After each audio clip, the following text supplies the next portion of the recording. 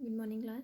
So now we are starting our lecture 3 of chapter 10, that is government budget. Okay. So in the previous lecture we have studied about what is government budget, what are the objectives of government budget, what is VAT, okay, what are the structure and components of the government budget. Now we are starting our new topic, that is budget expenditure.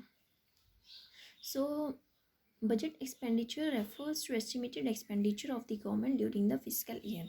जो भी estimated expenditure होता है government का physical year में, उसको हम budget expenditure बोलते हैं. इसको क्लासीफाई किया है 2 पार्ट्स में, that is revenue expenditure and capital expenditure. Revenue expenditure मतलब वो एक्सपेंडिचर इसमें कोई एसेट क्रिएट नहीं होता है. इसमें कोई एक तो एसेट क्रिएट नहीं होता गवर्नमेंट के लिए. जैसे suppose for example expenditure by the government on old age pensions, salaries and scholarships. जैसे अगर हम ओल्ड एज पेंशन दे रहे हैं या सैलरी है, स्कॉलरशिप्स हैं, इसको ट्रीट करते हैं revenue expenditure because this does not lead to any type of asset formation. Second है, it does not cause any reduction in liability of the government. Like कि एक तो इसमें कोई भी जो भी गवर्नमेंट की लाइबिलिटीज़ होती है उसमें कोई भी रिडक्शन नहीं होता है, कोई कमी नहीं आती है. जैसे expenditure by way of grants to the state government to cope with natural calamity जैसे floods and earthquakes and does not reduce financial liability of the central government in any manner. Accordingly this is to be treated as revenue expenditure. इसलिए इसको treat करते हैं revenue expenditure की तरह. ठीक है. तो इन शॉर्ट में हम ये कह सकते हैं कि रेवेन्यू एक्सपेंडिचर क्या होता है, refers to estimated expenditure of the government in a physical year which does not create assets or cause reduction in liabilities. Important items of revenue expenditure in the Indian government budget are wage bill of the government, second one is interest payment, third one is expenditure on subsidies, and next one is defense purchases. Okay. And second one is capital expenditure. Capital expenditure of the government is that expenditure which create assets of the government. एक तो assets create करते हैं government के लिए, और it causes reduction in liabilities of the government. इससे जो government की लाइबिलिटीज़ हैं वो भी क्या होती हैं, कम होती है. ठीक है ना. लाइक असेट्स मीन जैसे इक्विटी और शेयर्स हैं डोमेस्टिक और मल्टीनेशनल कॉर्पोरेशंस के, वो परचेज करती है गवर्नमेंट. ठीक है. तो वो असेट्स क्या हुआ, उससे गवर्नमेंट के असेट्स क्रिएट हुए. Second one, repayment of loan certainly reduces liability of the government. जो रीपेमेंट कर देती है गवर्नमेंट लोन्स की, तो उससे लाइबिलिटी जो है गवर्नमेंट की कम हो जाती है. भाई एक तरह से उसका बोझ कम हो जाता है ना. ठीक है ना. तो कैपिटल एक्सपेंडिचर में क्या होता है, असेट्स क्रिएट होते हैं और लाइबिलिटी कम होती है. रेवेन्यू एक्सपेंडिचर में क्या होता है, ना तो असेट क्रिएट होता है और ना ही कोई लाइबिलिटी में कमी आती है. ठीक है. So these are the 2 types of budget expenditure.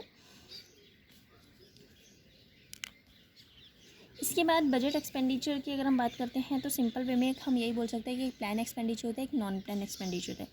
So budget expenditure revenue plus capital अगर हम दोनों की बात करते हैं तो उसको हमने प्लान एक्सपेंडिचर और नॉन प्लान एक्सपेंडिचर में भी डिवाइड कर रखा. चाहे वो रेवेन्यू एक्सपेंडिचर चाहे वो कैपिटल एक्सपेंडिचर, दोनों के दोनों प्लान भी होता है और नॉन प्लान भी होता है. तो प्लान एक्सपेंडिचर कौन सा होता है,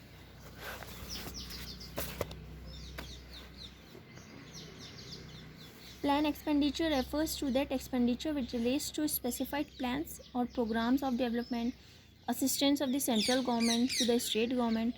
इसमें दोनों आते हैं आपके, रेवेन्यू एक्सपेंडिचर भी आएगा और कैपिटल एक्सपेंडिचर भी आता है. नॉन प्लान एक्सपेंडिचर में जो सारे प्लान्स होते हैं अदर देन प्लान एक्सपेंडिचर, उसको हम नॉन प्लान एक्सपेंडिचर. जो प्लान एक्सपेंडिचर नहीं है उनको नॉन प्लान एक्सपेंडिचर बोलेंगे. Specifically non plan expenditure relates to expenditure on routine functioning of the government. जो नॉन प्लान एक्सपेंडिचर है वो रिलेट करता है जो रूटीन होता है फंक्शनिंग, जो गवर्नमेंट की रूटीन फंक्शनिंग होती है उससे रिलेट करता है, जो भी उसका एक्सपेंडिचर होता है डेली बेसिस पे. और it includes expenditure on such service just law and order, defence and services. ठीक है.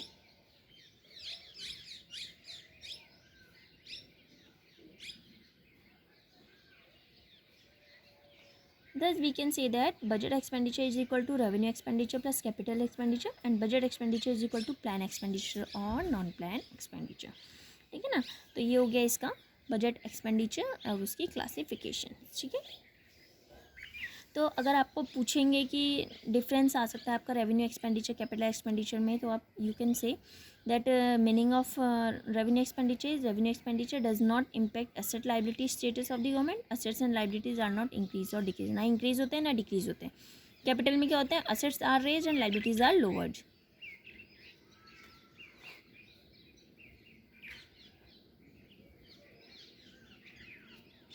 रेवेन्यू एक्सपेंडिचर फोकस करती है वेलफेयर ऑफ द पीपल में, ये डायरेक्टली कंट्रीब्यूट नहीं करती जीडीपी ग्रोथ को. कैपिटल एक्सपेंडिचर क्या करता है, फोकस करता है जीडीपी ग्रोथ में, डायरेक्टली कंट्रीब्यूट करता है जीडीपी ग्रोथ में. ठीक है ना, तो ये इन दोनों का डिफरेंस आता है.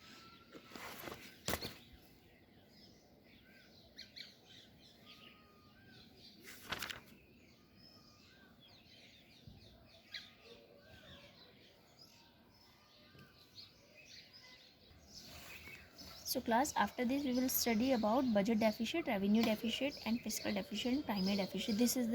This will be your last topic in this chapter. Okay, so you have to prepare notes of this. Thank you class.